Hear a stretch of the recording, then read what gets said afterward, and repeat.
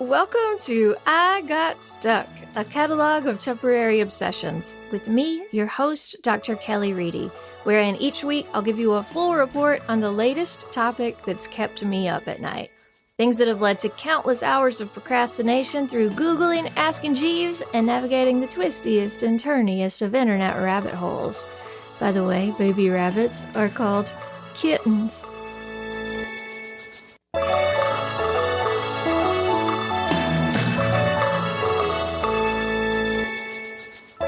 Today, I was originally planning to tell you about the giant oarfish, aka the doomsday fish, aka the king of the herrings. It's this crazy fish that's around 10 feet long on average, but they can get way longer than that. And that makes it the largest bony fish in the world. What I wanted to learn about is why they're called doomsday fish, because what a nickname. Oarfish are usually only seen when they wash up dead on shores because they live deep in the sea. Despite this, because they're so very long, some historians think that they're the inspiration or the real version of sea serpents that old-timey people used to see. Some people even think the Loch Ness Monster story might have come from an oarfish. But here's the doomsday thing about them. Historically, they're considered to be omens of earthquakes and tsunamis. For example, a couple of them washed up in the Philippines before their big earthquake in 2017, and before Japan's big earthquake in 2011, 20 oarfish washed up on shore. And get this, a couple of weeks ago, one washed up in Southern California.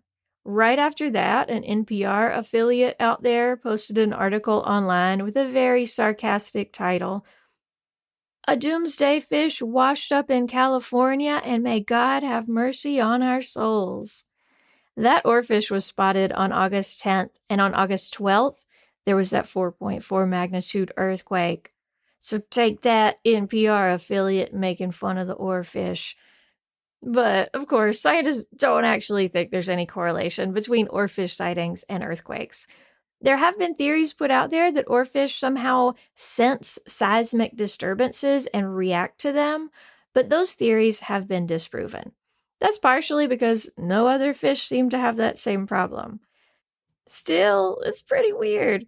So yeah, like I said, I was planning to fully immerse myself in the world of the oarfish and only talk about the oarfish today. But that is not what happened, as you can tell by the title of this episode. What happened was that I kept seeing the oarfish referred to as the king of the herrings. And I realized that other than the red ones, I didn't know a single thing about herrings. And then it happened. I got stuck. Cut to me wide awake at 3 a.m. drinking leftover coffee, listening to Ornette Coleman's Something Else on repeat, and obsessively reading my new favorite website, Rigby's Encyclopedia of the Herring, aka the Herripedia. That is its full title, its given title. So how did I get there? How did I get obsessed with herrings? What even are they? Back to King of the Herrings. Back before I knew anything about herrings, circa 12 hours ago, I didn't think that King of the Herrings sounded like all that impressive of a title. If you casually search for herrings, like I initially did, you'll find more about how to turn them into sauce than you will about their actual lives. And in case you're wondering, according to featurefoods.ca, herring is an excellent choice for healthy eating.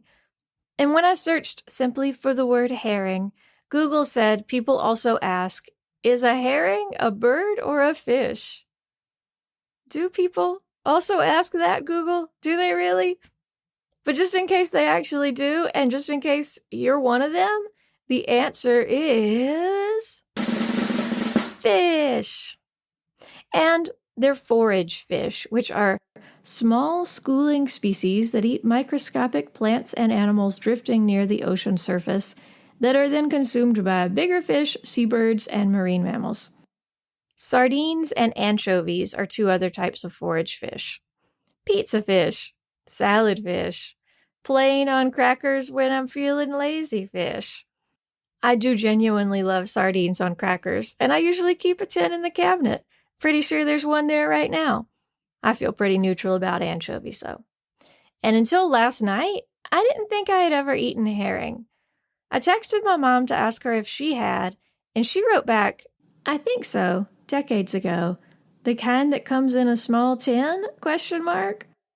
I assumed that she was mixing up sardines and herrings because herrings are, on average, around 8 to 15 inches long. But on the other hand, my mom's pretty smart, so I figured I better look into it. And boy, howdy, did I open a can of worms with that one. Are sardines simply small herrings, or are they their own thing? I still don't fully know or understand the answer to that, and I had several giggle fits last night trying to figure it all out. My aforementioned favorite herring reference, the Herapedia, has a whole entry on this problem. You'll find it in the S department under sardines. It says, to understand the vexed question of sardine identity, we must go back to ancient Greece and Rome. Which, don't worry, I'll spare you. But that gives you a sense of the complexity of the question of what are sardines? In summary, for a long time, people have been unsure about how to classify sardines, and also how to classify pilchards, which are maybe the same thing as sardines and maybe also both herrings. They're at the very least all in the same family. But pilchards are probably not herrings, but some sources say that pilchard is just the English word for the French word sardine and that they're the same thing, which is maybe also a herring. According to Herapedia, though, one thing is for sure.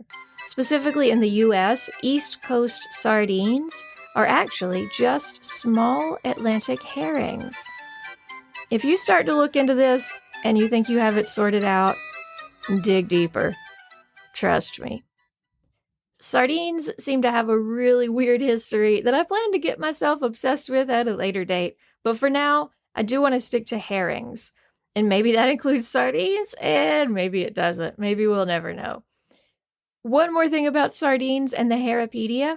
If you go to herapedia.com/sardines, you can read a big ol' history of sardines in rap lyrics. And that history was written by the British dude who runs the website about herrings. It'll be the section called Digression Upon Carousel and Juicy by the Notorious B.I.G. But back to business. Herring business. Here's something I learned in the F section of Herapedia. This is a quotation from a 1919 book about herrings. There is a belief among fishermen that a herring, when caught, articulates a sound similar to the word cheese. This sound is caused by an escape of air from the air bladder or a movement of the gills. The Herapedia guy adds that fishermen indeed frequently state that the herrings sneeze. So fisher people have long observed that herrings can release air in such a way that the air makes a sound. With that in mind, let's travel to the Cold War, Sweden specifically. And in case you're like, wait, Kelly, this is about fish. Surely you meant to say the Cod War.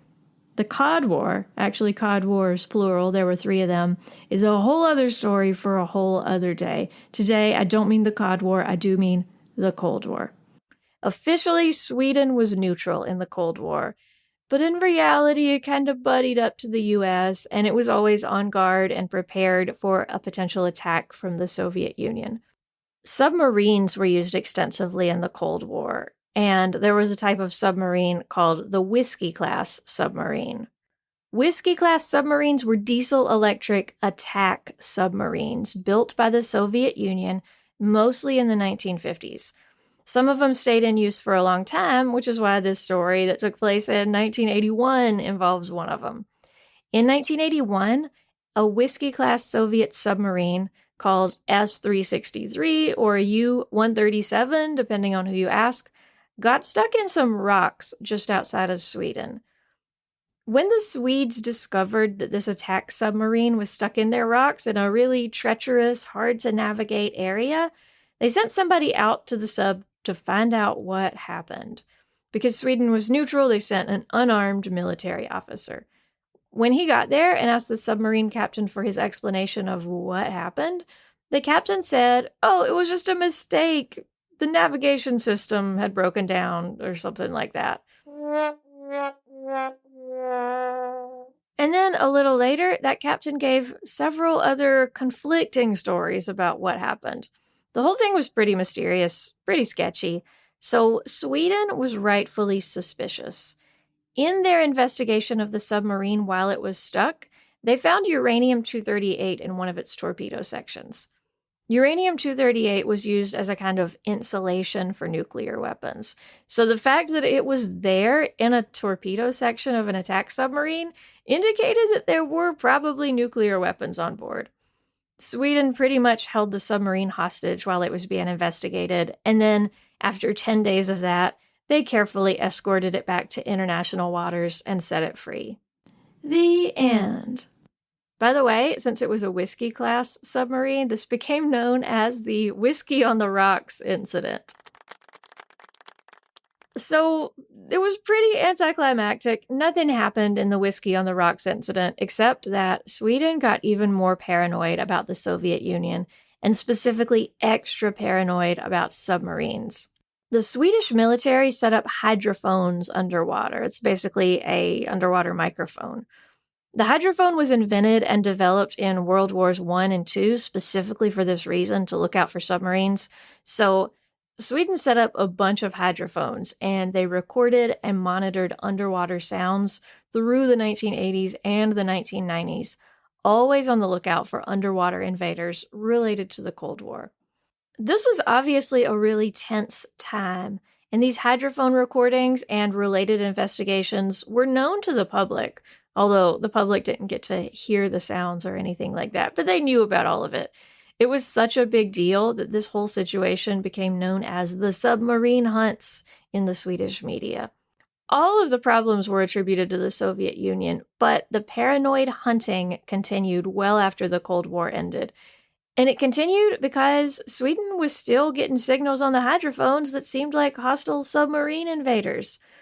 By around the mid-1990s, Sweden was getting pretty sick of it.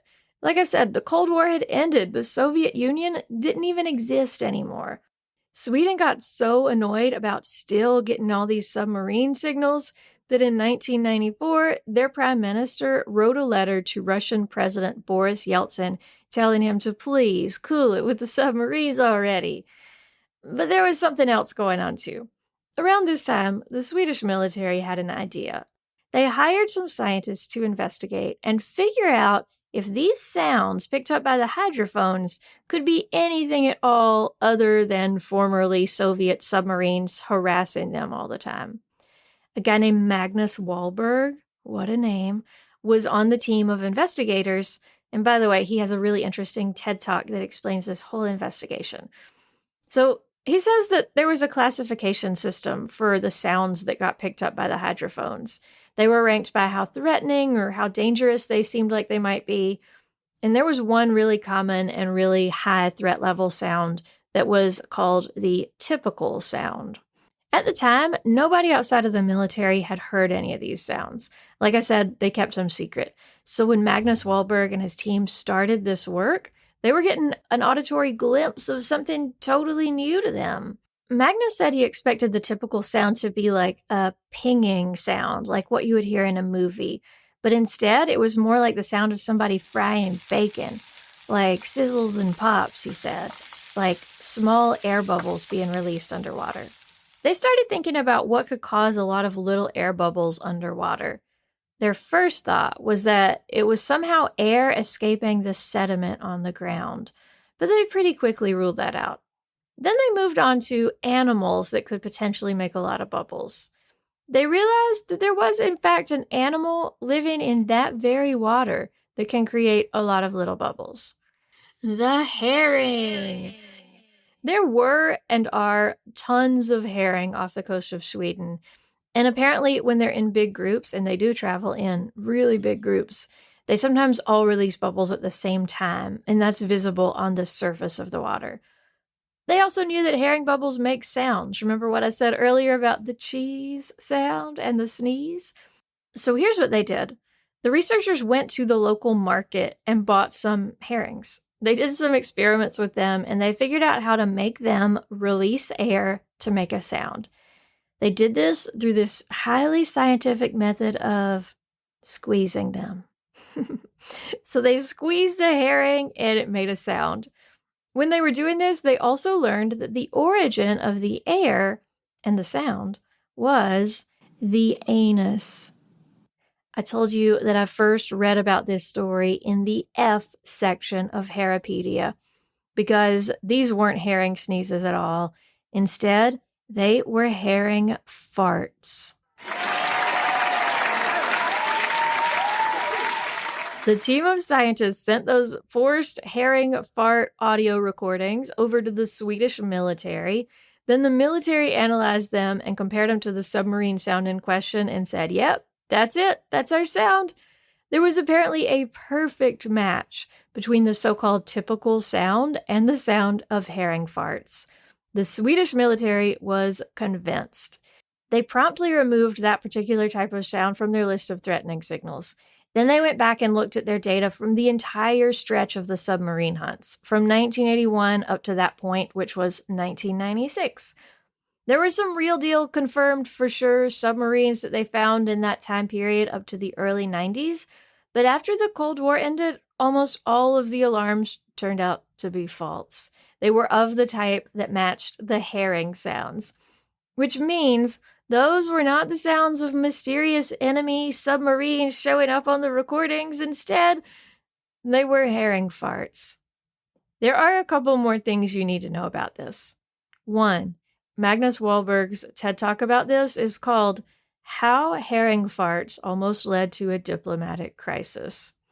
Another great headline that I found online, this one's from IFL Science, is for 15 years, Sweden thought enemy submarines were invading its territory. It turned out to be herring farts.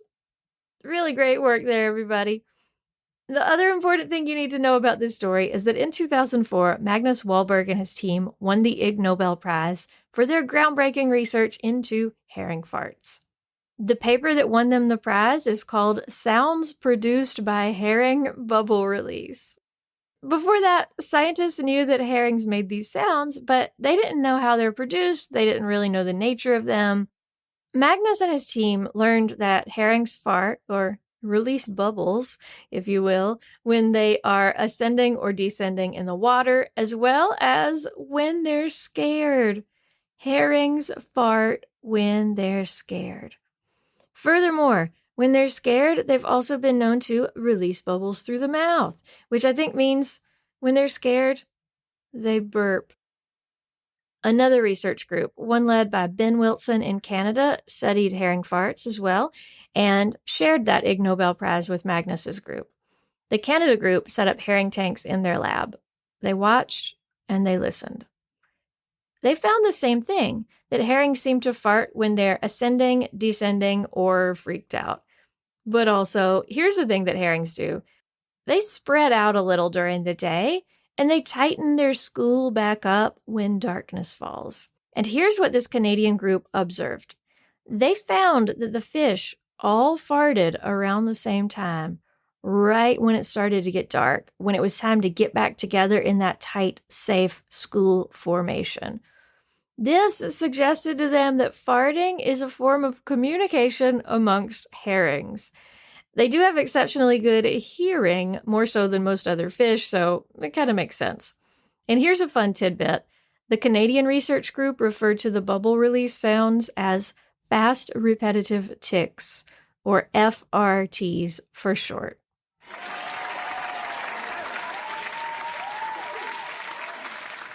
And also, other water dwellers have been known to fart, but for different reasons. For example, manatees hold their farts in if they want to stay close to the water surface, and if they want to go deeper underwater, they fart to release the gas. And apparently, if you see a manatee swimming with its tail sticking out of the water, that means it's constipated and it can't get that gas out to go deeper underwater. A type of South American fish called pupfish also fart. They fart for the same reason we do, which is digestion related. They eat stuff that makes them gassy. But it can be really problematic when pupfish get full of gas because it causes them to float up to the surface of the water. That's a risky place for them because that's where they're most likely to get eaten. So similar to the manatees, they have to fart to get back underwater. But in the case of the pupfish, it's a fart or death scenario. Okay, I want to come back to herrings to close it out. I mentioned earlier that I didn't think King of the Herrings sounded like all that impressive of a title until I learned about herrings. Now I think it sounds like a great honor. But wait, why are doomsday fish called the King of the Herrings? It's because of an old-timey belief that they, the oarfish, led schools of herrings around. That the herrings followed the oarfish. It's absolutely not true, but somehow the name stuck. And because the name stuck, you now know 20 more minutes worth of stuff about herrings than you did 20 minutes ago. Woo! And there you have it, my unplanned, unexpected 12-hour obsession with herrings. And this is where I'll leave you. Until next time, stay curious, send me your favorite fish puns, and for more information on herrings, go check out Herripedia.com. But do it at your own risk, because you too might get temporarily obsessed. This theme song was written and recorded by Clark Blomquist.